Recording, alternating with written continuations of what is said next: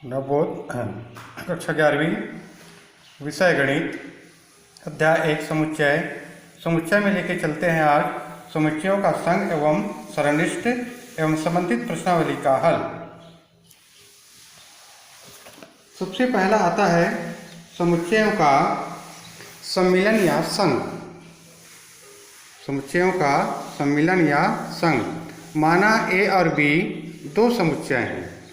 ए और बी का सम्मिलन या संघ वह समुच्चय है जिसमें ए के सभी अवयव तथा बी के सभी अवयव शामिल हैं। उभयनिष्ठ अवयव अर्थात दोनों समुच्चय में शामिल है उन्हें केवल एक बार लिखा गया है। संकेत रूप में इसे ए संग बी के द्वारा प्रकट करते हैं तथा ए संग बी या ए यूनियन बी पढ़ते हैं। ए संग बी बराबर एक्स, जहाँ की एक्स अवयव है समुच्चय ए का या एक्स जो है अवयव है समुच्चय बी का।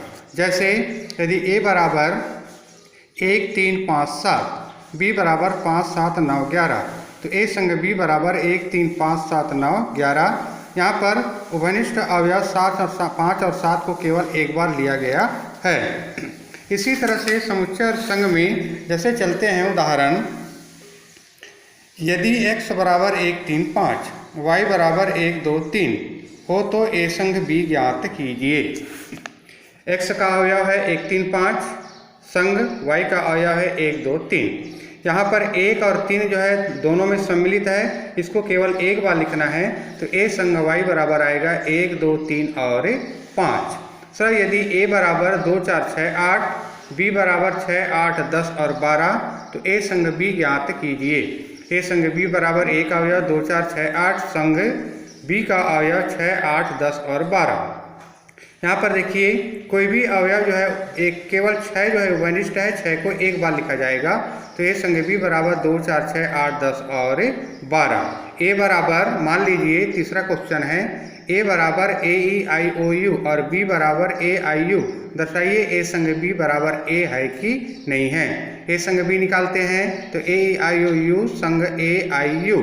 ए संग बी बराबर ए ई आई ओ यू, तो ए संग बी बराबर ए, ये आपको सिद्ध करके लाना था। इसी तरह से यदि a बराबर x, जहाँ की x एक प्राकृतिक संख्या है और 3 का गुणज है, और b बराबर x, जहाँ की x 6 से कम एक प्राकृतिक संख्या है, तो a संग b ज्ञात कीजिए। a बराबर दिया है x, जहाँ की x एक प्राकृतिक संख्या है और 3 का गुणज है, तो ये आएगा a बराबर 3 6 9 12, इस तरह से बढ़ता जाएगा 15 18।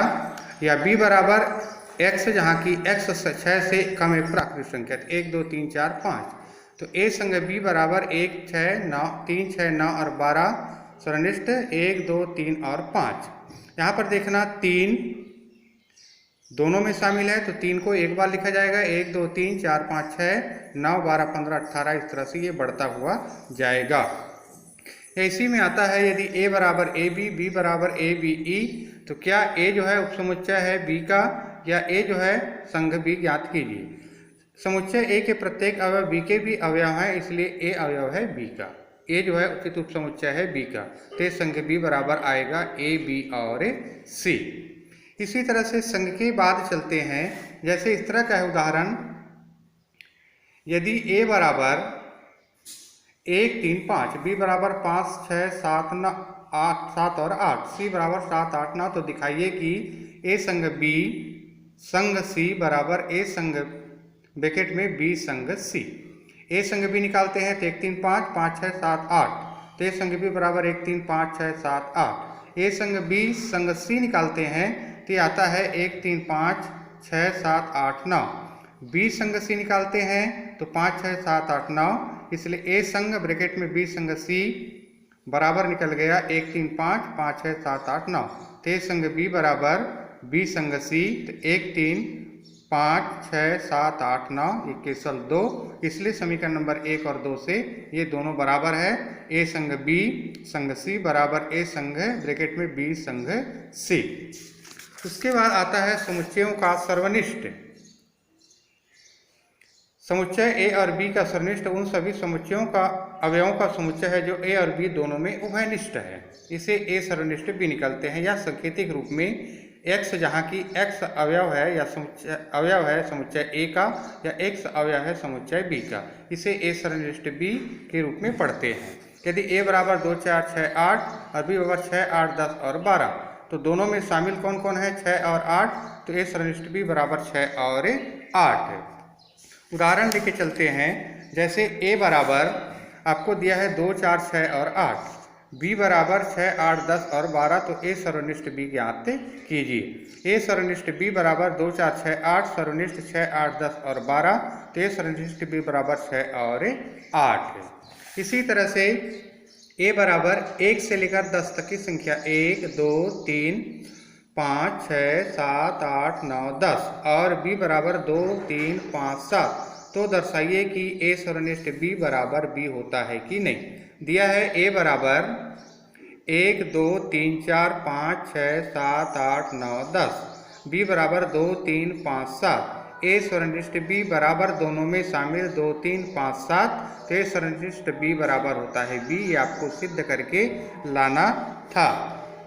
इसी तरह से a बराबर दिया है x, जहाँ की x एक प्राकृत संख्या है, b बराबर x, जहाँ की एक सम प्राकृत संख्या है, c बराबर x, जहाँ की x एक विषम प्राकृत संख्या है, और d बराबर x, जहाँ की x एक अभाज्य संख्या है। तो निम्न में a सर्वनिष्ठ b, a संग b, सर्वनिष्ठ c, और उसके बाद a सर्वनिष्ठ d, b सर्वनिष्ठ c और c सर्वनिष्ठ d ज्ञात करना है।